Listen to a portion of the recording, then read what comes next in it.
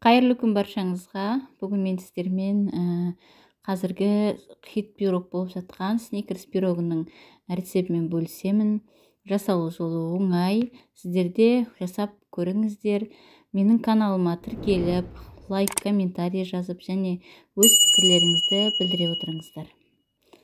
Алдымен електен өткізген ұнымызды аламыз, яғни көп емес, 200-300 грамм шамасында ұнды алып, оған қамыр қопсытқышымызды саламыз және какао порошогымызды қосып араластырамыз. Яғни какао порошокты мен граммдап өлшемедім, тек қана жаңағыдай көз мөлшермен ғана салдым. Онда біркелкі болу үшін бұны да жаңағыдай неғып аламыз, електен өткізіп аламыз, яғни шағын немен өткізіп алдым. Осылай араластырамыз. Әлі сәл-пәл ақшылдау сияқты болды. Сондықтан тағы да мен какао порошоктен қостым. Яғни біздің қамырымыз қоңыр болуы үшін сникерскен пирогымыз.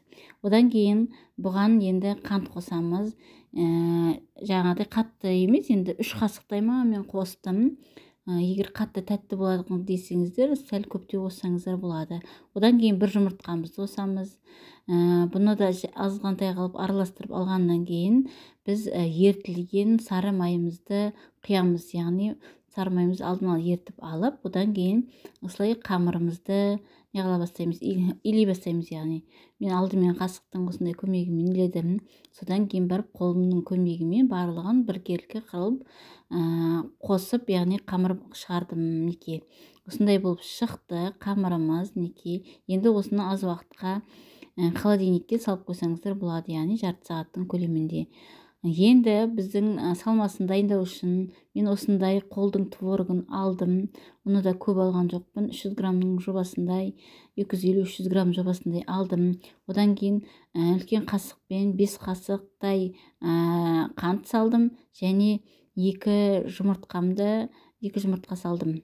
2 жұмыртқамды салдым. Одан кейін осыны сәл-пәл араластырып алғаннан кейін 20%-ды кәдімгі дүкеннің қаймағын алып, бұндан да осылай бір 4-5 қасықтай ғана салдым. Яғни несі көп болсын десеңіздер, салмасы көп болсын десеңіздер, осылай молдау салуға да болады. Мен осы кішкентай қасықпен 5 қасықтай салып, барлығын блендердің көмегімен сұйылтып алдым. Яғни бәрін араластырып, біркелкі араластырып алдым блендердің көмегімен сұйылтып тұрып. Начинка салмамызды дайындау үшін. Осындай болып шықты. Салмамыз біздің. Енді дайын болған қамырымызды алып, бұны да біркелкі басын біріктіріп алдым тағы да.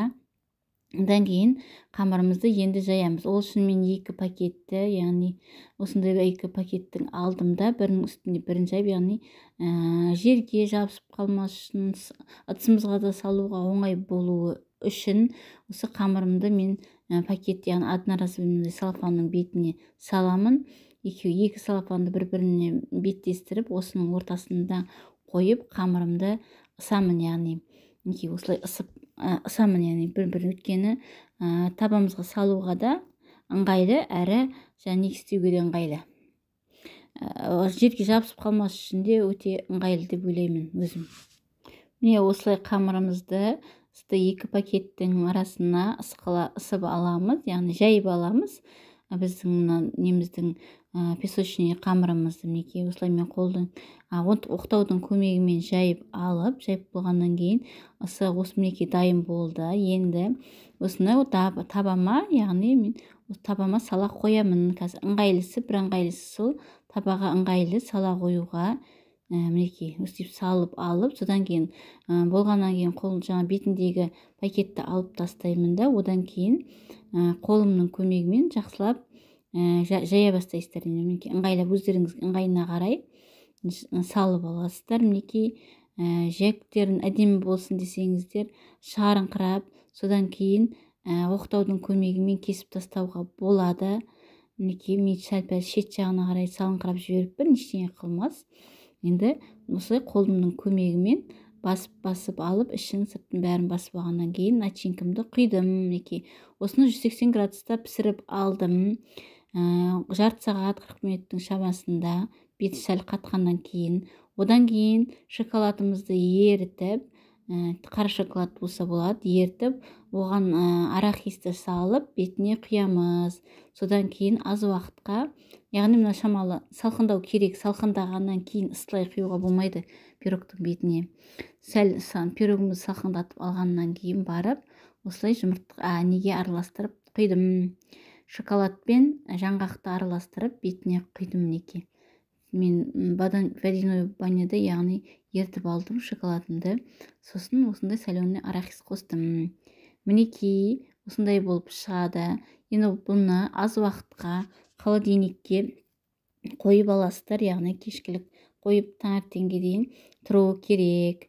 Мінекей пирогымыз дайын. Менің каналыма тіркеліп, лайк, комментарий жазып, өз пікірлеріңізді білдіре отырыңыздар. Видеоны соңына дейін қарағандарыңызға рахмет.